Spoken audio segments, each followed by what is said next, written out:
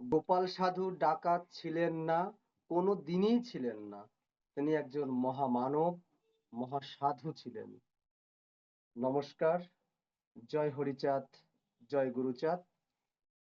আমি সেদিনকার দেখলাম একটা জায়গায় যে গোপাল সাধু ডাকাত ছিলেন। সেছাড়াও কয়েকজন কবিয়ালরাও বলছেন যে গোপাল সাধু ডাকাত ছিলেন, কিন্তু তিনি কোনোদিনই ডাকাত ছিলেন না। শ্রী শ্রী হরিলীলামৃত এর শ্রীমৎ গোলক গোস্বামীর মানবলীলা সম্বরণ অধ্যায়ে জনৈক গোপাল পাষণ্ডের উল্লেখ আছে। কি আছে?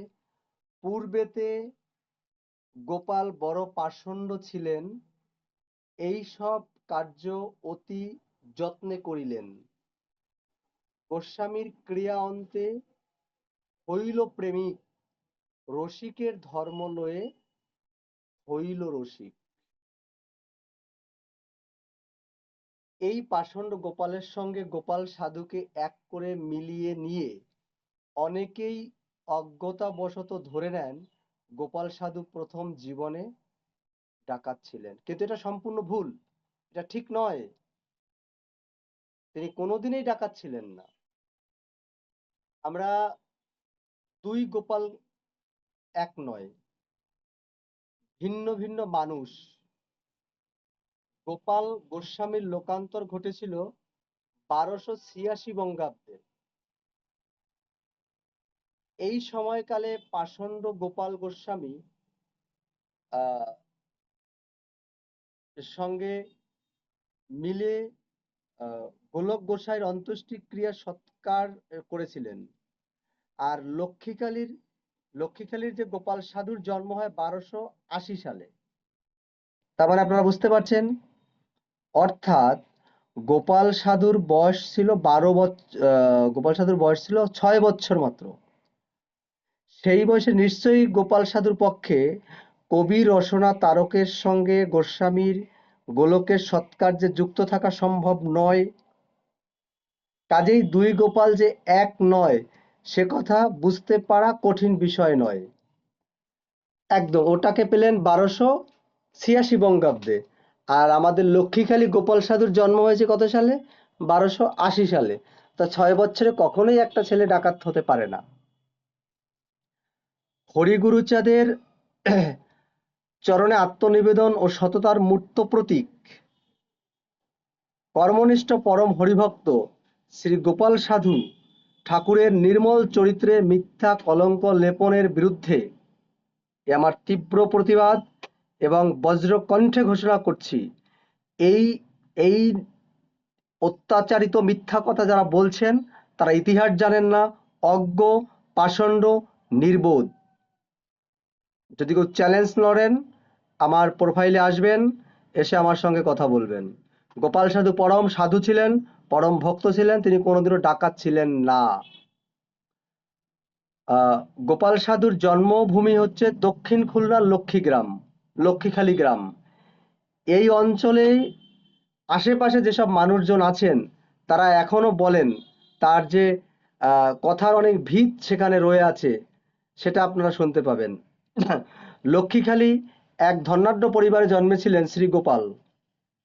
অপুত্রক এক কাকার সঙ্গে মিলে তিনি ছিলেন 200 বিঘা জমির মালিক। ব্যক্তি জীবনে তিনি দানবীর, সমাজসেবী, হরিভক্ত মানুষ। তাকে কিনা বলা হয়েছে ডাকাত। চারদিকে চেয়ে চিনতে চাঁদা তুলে হরিলীলামৃত খরচ জোগাড় করা গেল না। সেই মহাগ্রন্থ ছাপার খরচ তিনি একাই বহন করেছিলেন। তারপর বিলেতে শ্রদ্ধেয় প্রমথরঞ্জন ঠাকুরের ব্যারিস্টারি পড়ার ব্যয়ভার, ঠাকুরনগর পত্তনের অর্থ সাহায্য, বাগেরহাট পিসি কলেজ স্থাপনের অর্থদান ইত্যাদি নানা জনকল্যাণ কাজে তিনি দুহাত উজাড় করে অর্থ দিয়েছেন। গোপাল সাধু ছিলেন ভাব জীবন এবং কর্মজীবন এক মূর্ত প্রতীক। সংসারে থেকেও তিনি নিষ্কাম জীবনযাপন করতেন, অর্থাৎ তিনি ছিলেন গৃহ সন্ন্যাসী। তিনি জানতেন কেবল পুঁথিগত শিক্ষায় মনুষ্যত্বের বিকাশ ঘটানো, তার সঙ্গে নৈতিক মূল্যবোধের আদর্শ ও ছাত্র জীবন গড়ে তোলা প্রয়োজন। সে কারণে ছেলেদের শিক্ষার জন্য খুলনা শহরের উপকণ্ঠে লবণচড়া মহাখালীতে 20 থেকে 25 বিঘা জমির উপর প্রতিষ্ঠা করেছিলেন শ্রীহরি গুরুচাঁদ আশ্রম। ধর্ম কর্মের সমন্বয়ে এক বিশাল কর্মযজ্ঞের পটভূমি। আর আপনারা তাকে বলছেন ডাকাত। ইতিহাস পড়ুন, ইতিহাস জানুন। আমি পরপর কয়েকটা গোপাল সাধুর বিষয় তুলে ধরবো আপনাদের সামনে। গোপাল সাধুকে নিয়ে যে অপপ্রচার চালানো হয়েছে তা বন্ধ করা উচিত, বন্ধ হওয়া উচিত। গোপাল সাধু গোপাল সাধুই ছিলেন। গোপাল সাধু দিনে দিনে ক্ষণে ক্ষণে জন্মায় না। গোপাল সাধু প্রচন্ড ব্যক্তিত্বের অধিকারী ছিলেন। যারা এই মহামানবকে ডাকাত বানিয়েছেন তাদের বিরুদ্ধে হোক আমার আন্দোলন। যারা ডাকাত বানিয়েছেন তাদের ব্যক্তিত্ব সম্পর্কে, গোপাল সাধুর ব্যক্তিত্ব সম্পর্কে তারা জানেন না। গোপাল সাধু যদি বেঁচে থাকতেন তার সামনে মাথা উঁচু করে দাঁড়াবার শক্তি তাদের হতো না।